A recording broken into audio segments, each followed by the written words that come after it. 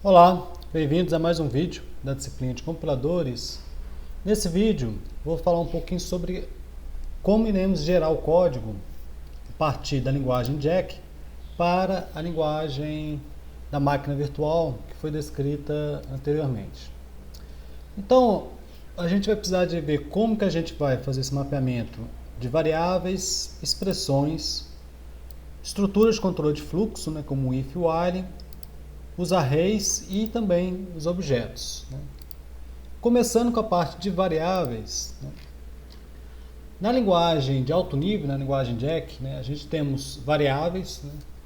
As variáveis podem ter tipos simples, como inteiros, booleanos e caracteres, e pode ter tipos complexos, como matrizes, os arrays e objetos. Elas também têm o seu próprio ciclo de vida, Então as variáveis, a gente tem variáveis de classe, as variáveis estáticas que são armazenadas em um espaço global e existe independentemente de haver uma instância da classe e ela existirá durante toda a execução do programa. Variáveis de instância estão relacionadas diretamente ao tempo de vida de um objeto. Então quando a gente instancia um novo objeto, elas são criadas, elas podem ser deletadas. Então, a vida dela está ligada à vida do objeto. E as variáveis locais de argumentos, elas estão ligadas ao tempo de vida das subrotinas. Então, durante o tempo de execução daquela subrotina, essas variáveis locais e de argumentos existem. Porém, pessoal, o gerenciamento dessas variáveis, desse tempo de vida, a gente não vai se preocupar agora. Por quê? Porque isso vai ser implementado através do ambiente de execução. Inicialmente, a gente vai usar um emulador da máquina virtual. Então, esse código gerado nessa linguagem da máquina virtual vai executar nesse emulador de máquina virtual.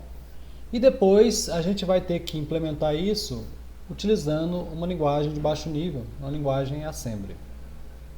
Então, para esse nível de geração de código, a gente não precisa se preocupar. Então, a gente vai abstrair desse tempo de vida.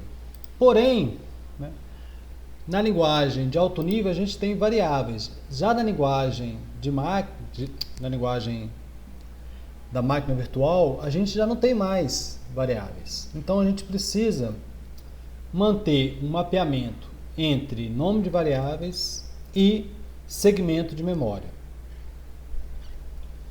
Então, existe um mapeamento 1 para 1 entre aquelas 4 categorias e segmentos de memória.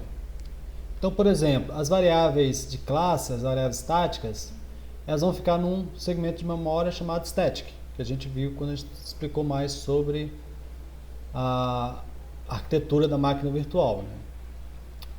A gente tem também as variáveis de objeto, o field, que vai estar no segmento this. Nós temos as variáveis relacionadas aos métodos, as variáveis de argumentos, que são os argumentos passados, e as variáveis locais. Cada um vai ficar no segmento argument e no segmento local. Então, para a gente poder manipular isso, a gente vai usar o conceito de tabela de símbolos. Essa tabela de símbolos vai manter a informação do nome da variável, o tipo dela e essa categoria. E o índice, o índice vai ser um índice autoincremento. Então, a primeira variável de instância, o primeiro field vai ser o 0, o segundo field vai ser 1, o terceiro field vai ser 2. Se eu encontro duas variáveis locais, a variável local, a primeira vai ser 0, a segunda vai ser 1. Então vamos ver um pouco melhor agora aqui, Então, a tabela de símbolos ela vai ser criada durante o processo de compilação. Então, para facilitar, a linguagem Jack já tem as áreas de declaração de variáveis bem definidas. Então, vocês lembram da sintaxe, da gramática? A gente não pode declarar, por exemplo, uma classe, ela sempre começa com declaração de variáveis. Eu não posso ter a declaração de métodos depois da declaração de variáveis.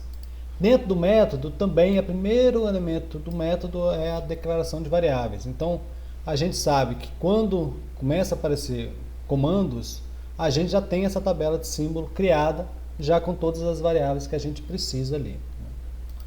Então isso foi uma simplificação para facilitar o processo de compilação. Linguagens, a linguagem C, por exemplo, das primeiras versões, ela tinha também essa limitação, Pascal, tinha até um espaço, né, de definir as variáveis. Então a gente vai ter sempre duas tabelas de símbolo, né? Então em todo momento que a gente estiver compilando, né, o que a gente sempre está compilando é sempre os métodos, né? A declaração da classe e das variáveis da classe são apenas, tem feito apenas na tabela de símbolo, né? Então, quando a gente está compilando, a gente vai, no primeiro momento, criar uma tabela de símbolo da classe, por exemplo, para essa classe ponto. A gente vai ter as variáveis x e y, do tipo field, field 0, 1, field 1, e point count é uma variável estática, né? Então, a posição 0 aqui.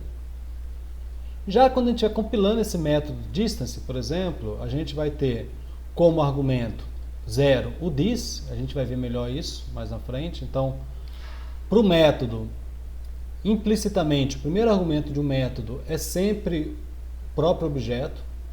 Quem conhece Python, programa em Python, lá no Python a gente faz isso de forma explícita, né, usando aquele self.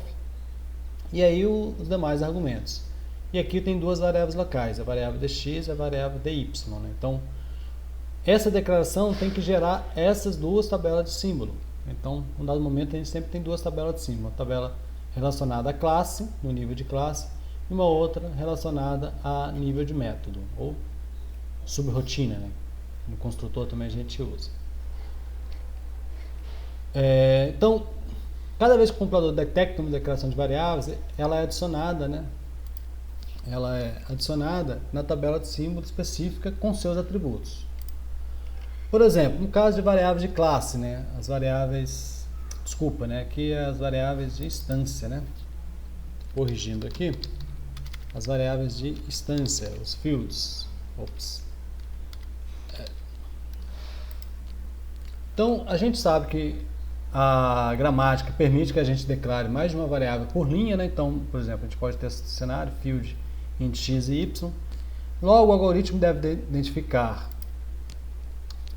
o kind, né? Essa categoria, se é field ou static. Então, no caso, quando a gente está compilando as variáveis de classe, a gente tem essas duas opções, né? Depois, identificar o tipo, né? Se é int, char, boolean ou uma classe. E aí, para cada variável separada por vírgula, a gente vai adicionar na tabela de símbolo da classe com esses atributos, né? Que é a categoria, né? Se é field ou static, e o tipo, né? E aí a gente vai gerando autoincremento para o índice.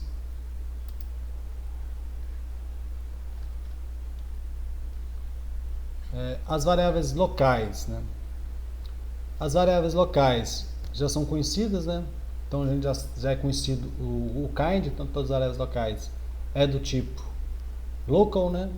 Então a gente só basta a gente identificar o tipo, né? Se é int, char, boolean ou de uma classe, e para cada variável separada por vírgula, a gente vai adicionar na tabela de símbolo da subrotina como local, né? Ou como var, né? Acho que lá a gente pode colocar como var mesmo na tabela de símbolo.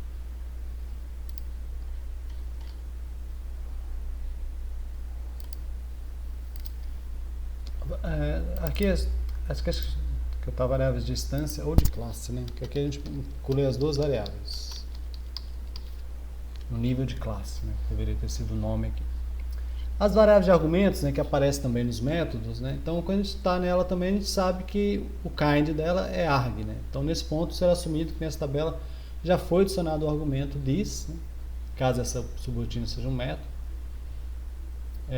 Isso será feito pelo parâmetro list, né? Pois a informação não precisa estar disponível para esse procedimento. Logo, o algoritmo será apenas, ele vai identificar o tipo e o nome. Nesse caso, a gente não tem mais de uma variável associada ao mesmo, como vírgula, né? Então int, vírgula, int a, vírgula b, vírgula c, né? Então a gente não vai ter cenário. Então a gente identifica o tipo e o nome e a gente adiciona na tabela de símbolo, né? Enquanto encontrar a vírgula, a gente volta ao passo 1, né? Então a gente vai ter uma outra argumento, vai identificar o tipo e o nome e adicionar na tabela de símbolo. Então, essa é a parte da declaração de variáveis, né? Só que a gente também tem outro cenário que a gente vai usar as variáveis, como int, char, boolean, né? Então, vamos considerar essas variáveis simples por enquanto. Não vai diferenciar, a gente vai ver que não vai diferenciar muito quando a gente for trabalhar com variáveis de objeto, mas vamos ver separado. Então, as variáveis vão aparecer, por exemplo, em expressões, né, e também nos comandos, por exemplo, while e if. Né. Então, ao compilar uma expressão, né, um dos termos pode ser uma variável simples. A gente vê que tem outros tipos de elementos, né, mas um dos exemplos é uma variável simples.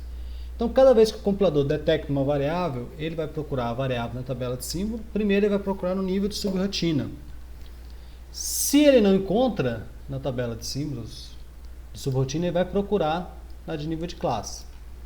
E aí, se ele não encontrar no nível de classe, ele deve parar o programa com a mensagem identificador não encontrado. Com o símbolo identificado, né, ele deverá usar o kind e o índice para gerar o código de máquina virtual, né, para empilhar aquele valor, tipo push local 1. Então, ele controlar, é um var, então push local 1, ou push de 0. Então, ele vai, a partir dessa informação do kind e também do índice, que vai poder gerar o código aqui. A gente vai ver vários exemplos nesse cenário. As variáveis nas atribuições. Né? Quando a gente tem atribuições, a gente vai ter variáveis também do lado esquerdo. Né?